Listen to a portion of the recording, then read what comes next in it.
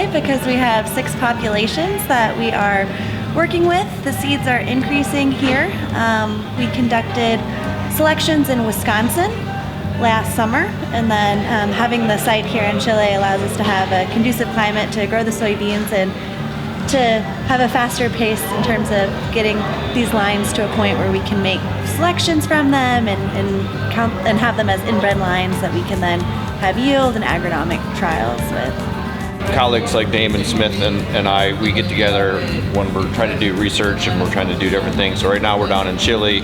We are looking at making selections for some white mulch crosses, but while we're here we also try to catch up, get a lot of writing done. So like, for example, we just actually wrote a feature article for the Crop Protection Network, and we're in the process of getting that finalized. So tomorrow we're actually going to go into the field to see these lines, and we're going to get a tour of the facilities at Tuniche so that we know in the future what is available for us to fully utilize in terms of expanding our breeding work and being able to work here in Chile over the winter. We passed the other one, I'm not sure if you saw 3 kilometers back. Yep. Another one, and that is how awesome are the clients all the time. Then they told us, ¿cuáles venimos? Also they make with warm bed. Each table has we can sow 300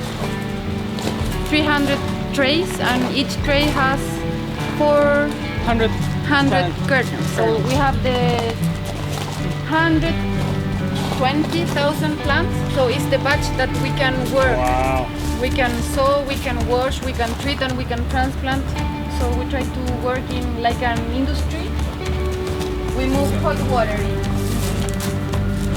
Neat.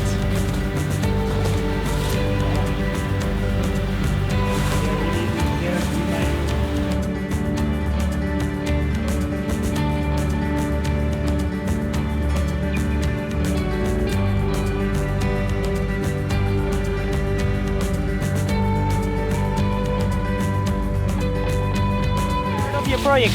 Okay. We put this for you.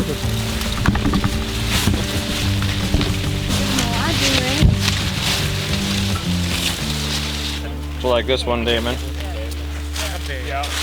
Pull it. What if I can't? It doesn't have any roots. Good. Look how tall that one is. Wow.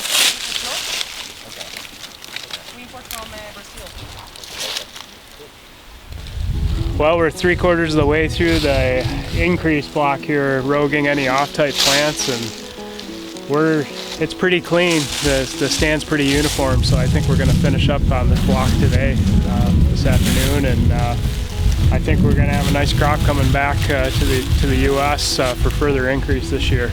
So this is going to be a food-grade, non-GMO soybean. W16-9138 is going to be the number, and we're going to call it Dane from our Foundation Seeds program.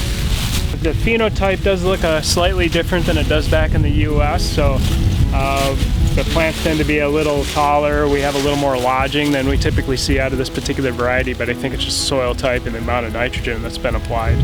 We're also seeing a borer in this variety here. We're not sure what that stem borer is, but kind of the first time we've all seen it on this particular variety, so that's kind of getting our attention. It is at a low incidence in here, so I don't think it's too much to worry about, but it has sparked some interest out of us out here. I think we found a good spot to continue doing seed increase work and population work. Nice root. Jeez. Look at the nodules on that. The nodules on the roots on these soybeans are like 3 to 4 times the size of the nodules on soybeans in Iowa. It's probably different types of bacteria that inoculate the roots.